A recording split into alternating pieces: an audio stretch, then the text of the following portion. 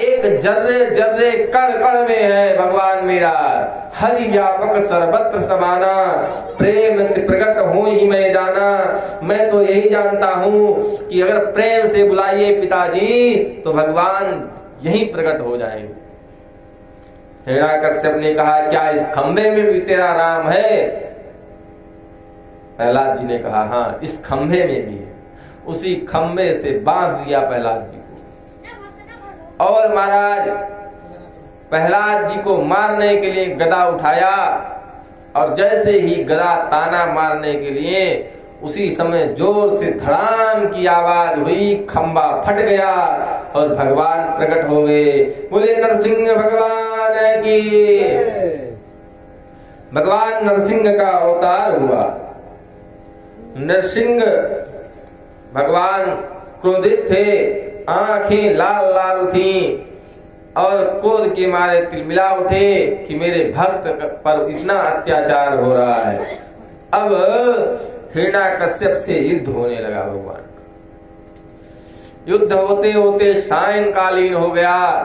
भगवान ने हिरण्याकश्यप को पकड़ा और उठा करके अपने गोद में बैठा लिया। हिरण्याकश्यप हंसने लगा कि मैं मरूंगा नहीं। भगवान ने कहा, क्यों? उसने कहा, मुझे वरदान ब्रह्मा जी ने दिया है। भगवान ने कहा, क्या वरदान दिया बेटा, बता। हिरण्याकश्यप गिनाने लगा कि मैं दिन में नहीं मरूंगा, मैं रात में नहीं मरूंगा। भगवान ने कहा, देख ना अभी दिन हुआ है ना अभी रात हुई है, अभी तो दोनों का मिलन हो रहा है, गोधूली बेला है। हिरण्याकश्यप ने कहा, मैं न घर में मरूंगा न बाहर मरूंगा। भगवान ने कहा, न तू घर में है न बाहर, तू चौखट पर बैठा हुआ है। उसने कहा कि न मैं नर से मरूंगा न नारायण से मरूंगा। भगवान ने कहा, न मैं नर हूं न नारायण हूं। उसने कहा, मैं किसी भी दैत्य दानव यश राक्षस मनुष्य किन्नर गंधर्व किसी से नहीं मरूंगा, ब्रह्मा के बनाए किसी जीव से नहीं मरूंगा। भगवान ने कहा, ब्रह्मा मुझे नहीं बनाता, मैं ब्रह्मा को बनाता हूं। अब उसने कहा, मैं साल के 12 महीने में नहीं मरूंगा। भगवान ने कहा, मैं तेरे लिए 13वां महीना स्पेशल बनाया हूं। बोले लक्ष्मी नारायण भगवान की। जिसे हम लोग मलमास कहते हैं, अधिक महीना अधिक मास कहते हैं, उसी महीने में अब सारे वरदान धीरे धीरे एक एक गिना दिया, सब खत्म हो गया। भगवान ने कहा, देख आधा शरीर मनुष्य का और आधा शेर का, और तेरे लिए कोई अस्त्र नहीं, मेरे नाखून ही काफी है। बाघ के नाखून बहुत खतरनाक होते हैं। और भगवान ने देखा, उसको पकड़ा और उसका सीना चीर दिया। बोले नरसिंह भगवान की। हिरण्याकश्यप का वध हो गया। भगवान ने उसकी अतड़ी को निकाल लिया। आंत जो है बहुत लंबी होती है।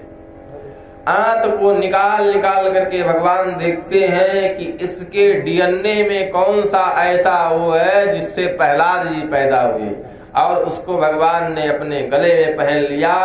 इसीलिए उनका एक नाम आंत्रमाली हुआ। महाराज अब भगवान के क्रोध से भयभीत सारे देवता कौन भगवान को मनाए, सब लोग आते हैं और भगवान को देख करके डर जाते हैं। लक्ष्मी जी को बुला के लाया जाता है कि लक्ष्मी जी देवी चलिए, आपके पति हैं। और पत्नियां जब पति के सामने आती है तो पति कितना भी क्रोधित हो, गुस्सा ठंडा हो जाता है। अब देवी जी सिंगार उंगार करके आरती की थाली सजाई और ले करके बढ़िया नाचते गाते पति को मनाने के लिए आई। और भगवान को देखी, भगवान ने जैसे आंख उठाकर घुमा कर देखा, थाली वाली फेंक कर भग गई लक्ष्मी जी। मेरे बस की बात नहीं है। महाराज सारे लोग आते हैं डर करके, और जो आता है पहले अपने पिताजी का नाम फिर अपना नाम बता करके तब स्तुति करता है, प्रभु आप बहुत दयावान हैं, आप क्षमावान हैं, आप रक्षा करिए। ब्रह्मा जी आए, शंकर जी आए, इंद्र, ऋषि, पितर, नाग, किन्नर, गंधर्व सभी लोग आते हैं और भगवान की स्तुति करते हैं, सभी प्रणाम करते हैं। किसी से भगवान शांत नहीं हो रहे हैं। अब सब लोग प्रहलाद जी को आगे करते हैं। प्रहलाद जी दौड़ करके भगवान की गोद में चढ़कर बैठ जाते हैं। जैसे प्रहलाद जी को भगवान देखते हैं, प्रसन्न हो जाते हैं और प्रहलाद जी को चाटने लगते हैं अपनी जीवा से। बोलिए भक्तवत्सल भगवान की। प्रहलाद जी से कहते हैं भगवान कि हे प्रहलाद, मैं तुम्हारा द्वेषी हूँ, क्योंकि तुमको इतना कष्ट मेरी वजह से हुआ और अभी तक मैं इतना दिन तक इंतजार किया, तुमको क्या मुझसे डर नहीं लग रहा है? प्रहलाद जी कहते हैं अपने पिता से पुत्र को कौन सा डर, अपने गुरु से शिष्य को कौन सा डर, अपने स्वामी से कौन डर। तब भगवान प्रसन्न हो जाते हैं और वरदान दे करके प्रहलाद जी को राज्य दे देते हैं। और प्रहलाद जी को क्या आशीर्वाद देते हैं? कहते आज से तुम्हारे कुल खानदान में किसी का मैं वध नहीं करूंगा। भगवान आशीर्वाद दे करके और चले जाते हैं। बोलिए भक्तवत्सल भगवान की। और कहते हैं कि तुम कुछ दिन तक राज करो पृथ्वी पर, उसके बाद तुम मेरे धाम को आ जाना। प्रहलाद जी बहुत दिन तक राज करते हैं। उसके बाद जब प्रहलाद जी के जाने का समय होता है तो मृत्यु आती है। मृत्यु देवी आती हैं। मृत्यु देवी बैठ जाती घुटने पर। भगवान के यहाँ से एक दिव्य रथ आता है और मृत्यु कहती है प्रभु मैं आपको छू नहीं सकती, लेकिन आप मेरे सर पर अपना पैर रख करके और विमान में बैठ जाइए, मेरा स्पर्श हो जाएगा। मृत्यु के सर पर पैर रख करके और विमान में चले जाते हैं प्रहलाद जी भगवान के धाम को। बोलिए भक्त प्रहलाद की। ऐसे ऐसे भगवान के परम भक्त हुए। अनेक प्रकार की कथाओं को सुनाते हैं परीक्षित जी को और परीक्षित जी सुन रहे हैं। एक एक प्रश्न करते हैं और उसका उत्तर जो है सुखदेव जी देते जाते। परीक्षित जी के समान कोई श्रोता और सुखदेव भगवान के समान कोई वक्ता दूसरा नहीं हुआ। 7 दिन और 7 रात तक यह कथा चली थी अनवरत। केवल बीच में मध्याह्न काल में थोड़ी देर के लिए विश्राम होता था, रात्रि काल में थोड़ी देर के लिए विश्राम होता था। और 7 दिन रात तक परीक्षित जी कथा सुनते रहे, सुखदेव जी सुनाते रहे। न कथा खत्म हुई और न सोए सुखदेव जी या परीक्षित जी। न भूख प्यास लगी। भगवान के भक्ति में इतना लीन हो जाइए कि आपकी सुध बुध आपको याद ना रहे, वही सच्चा भक्त है।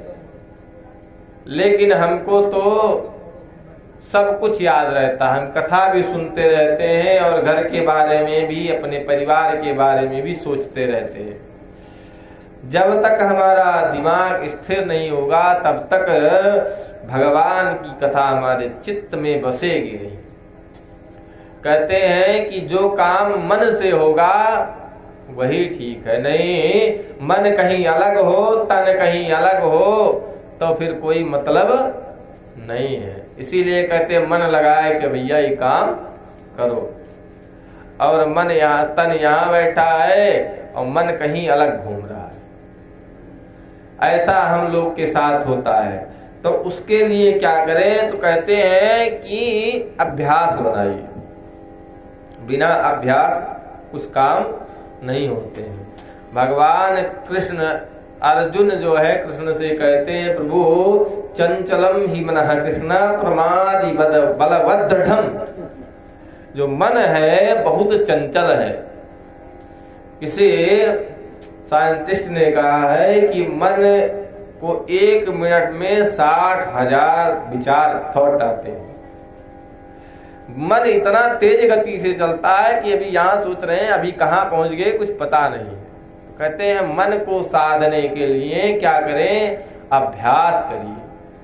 धीरे धीरे अभ्यास से करत करत अभ्यास ते जड़मत होए सुजान, और रस्सी आवत जात ते सिल पर पड़त निशान। कुएं पर एक पत्थर लगा रहता था और उस पत्थर पे रस्सी के खींचने से पत्थर कट जाता था। धीरे धीरे तो निरंतर अभ्यास से पत्थर कट जाता था। पत्थर पे पानी की कोमल बूंद, एक बूंद निरंतर टपकती रहे तो पत्थर में छेद हो जाता है। किसी भी कार्य में निरंतरता बनी रहे तो कुछ असंभव नहीं है। ध्यान पूर्वक जब निरंतरता बनाए रहेंगे तो कोई भी कार्य आप करने में सक्षम हैं। इस प्रकार का ज्ञान देते हैं भगवान कृष्ण अर्जुन को कि पहले तो मन को बहला फुसला करके आप यहाँ लाएं। जैसे अगर कुछ गलत कार्य कर रहे हैं तो मन को वहां से मोड़ दीजिए दूसरी तरफ, दूसरा कुछ करने लगिए। धीरे धीरे मन को भी बहलाना पड़ता है, फुसलाना पड़ता है। अब जब नियमित काम करेंगे तो मन लगने लगेगा। तो कहते हैं क्या? 8 प्रकार का योग बताते हैं। यम, नियम, आसन, आहार, प्रत्याहार, ध्यान, धारणा, समाधि। और हम लोग क्या करते हैं? पहले ध्यान लगाते हैं। यम, नियम, आसन, आहार, विहार, ध्यान ये जानते नहीं, सीधे ध्यान पे पहुंच गए कि भैया हमको भी ध्यान लगाना। पहले बैठना जान जाइए, पहले खाना पीना जान जाइए, क्या खाना है, क्या पीना है, कैसे रहना है। यम, फिर नियम, फिर आसन, फिर ध्यान, फिर आहार, फिर ध्यान, फिर धारणा, तब समाधि। तो क्रम से जब आप सीढ़ी चढ़ेंगे, सीधे सीढ़ी के ऊपर वाले सीढ़ी पैर नहीं रख सकते हैं। पहले सीढ़ी, फिर दूसरी, तो क्रम से जब चलेंगे तब पहुंचेंगे। लेकिन हम जो है सोचते हैं सीधे पैर बढ़ाएं और छत पे एक पैर रख दे तो पैर भी फट जाएगा और छत पर भी नहीं पहुंच पाएंगे। तो इसलिए जो है नियम पूर्वक जब काम करेंगे तब होगा। अब क्या करिए? कथा जब सुनने जाइए तो पहले नियम बनाइए, थोड़ा थोड़ा कथा सुनने का, बैठ करके। फिर जब अभ्यास हो जाएगा तब मन लगने लगेगा। कोई भी काम करते जब रहेंगे तो अभ्यास बन जाएगा और मन लगने लगेगा। तो कहते हैं कि कैसे